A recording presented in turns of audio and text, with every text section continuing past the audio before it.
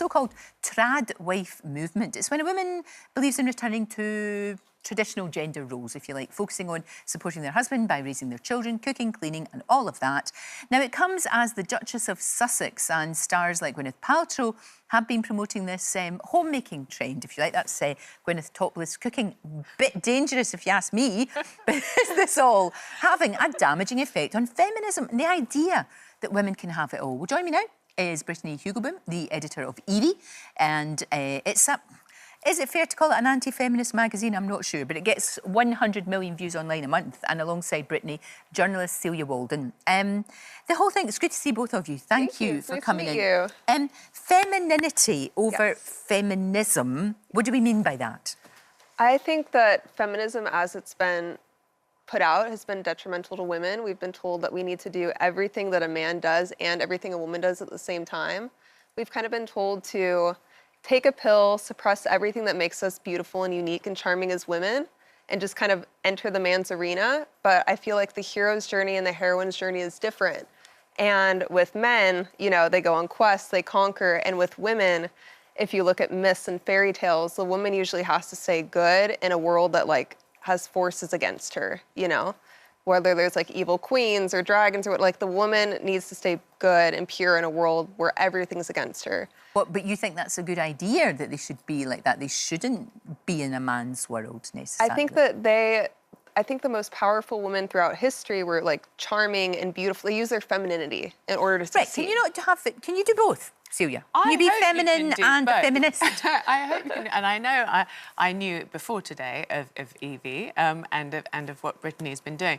And it's a funny one, isn't it? Because as you say, I agree with so much of what you're saying and so much of what the magazine says, because I think for a long time there's been one narrative for women, which is you have to be a feminist, but in a very specific way. So you have to, you know, you're not allowed to say that you enjoy cooking for your husband, for example. I remember once dropping that into a piece, and the amount of comments saying, you know, you're a bad feminist, I can't believe you've just said that. As though, I mean, it's the most benign thing anyone could possibly say. You're supposed to love your other half, aren't you?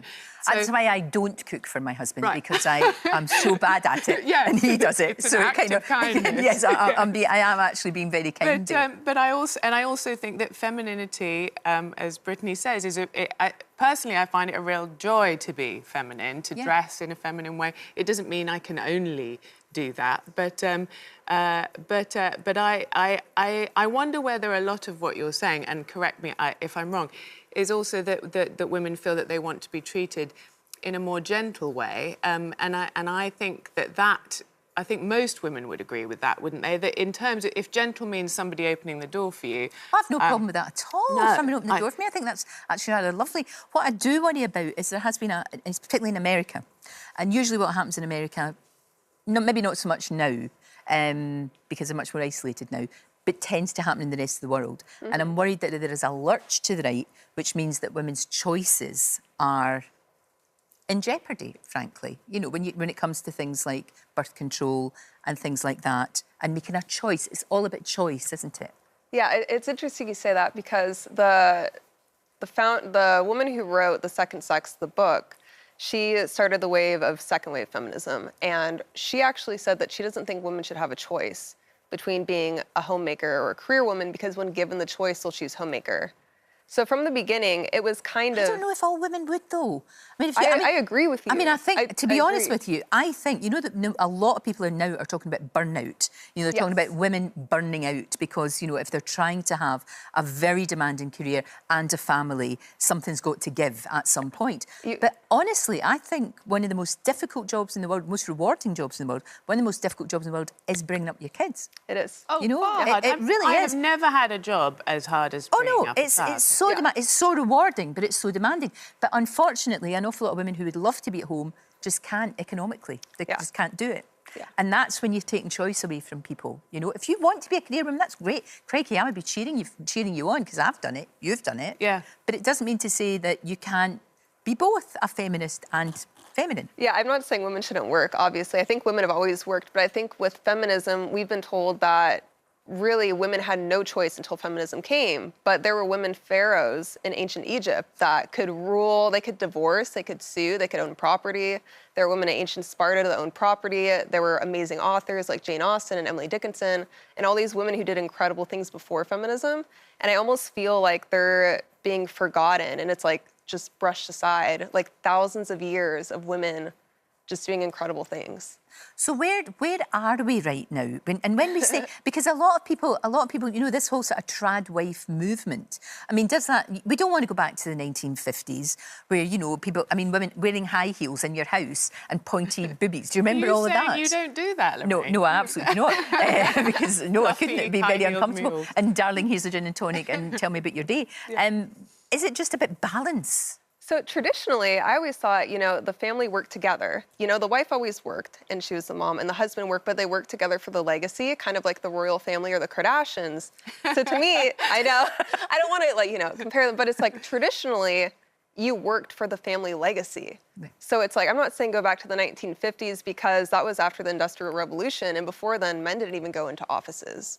So it's like that was kind of a new niche, 10-year decade thing. But the press, you know, they're always like, oh, you want to go back to the 50s? And yeah. I mean, I don't know. I think what you it's just random. What scares me is this idea of being locked in a conflict with the opposite sex. Yes, forever. I do, because it's I exhausting. like men. So do I. We were just talking to Aldo. What a fantastic fella. Yeah. You'd want to go out for a pint with him. He was wonderful. You know, and men are good. I hate that when we're sort of like, you know, set against each other. You're right.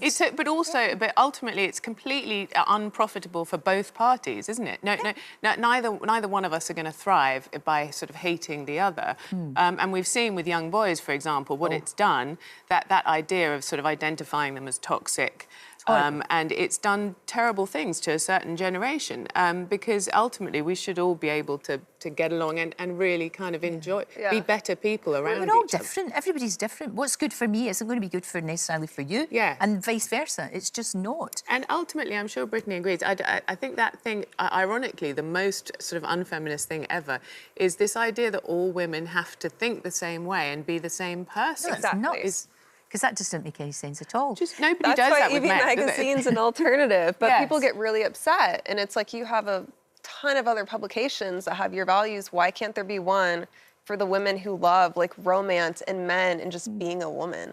It's all about choice. That's Yes. what it's down to. And that's the worrying thing. We cannot eradicate women's rights and their right to choose, particularly over their bodies. Thank you very much, both of you, for coming in. I think this is a debate that we shall continue. You'll need to come back.